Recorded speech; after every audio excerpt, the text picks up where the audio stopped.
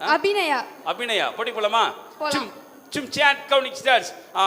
நீங்க இன்னைக்கு பேசுனது நீங்க எதிர்பார்க்கல. பொங்கல் அன்னைக்கு நீங்க வீட்ல டிவில பார்க்கலாம். பொங்கல் அன்னைக்கு தொலைக்காட்சியில பார்க்கலாம். நீங்க பாப்பீங்க.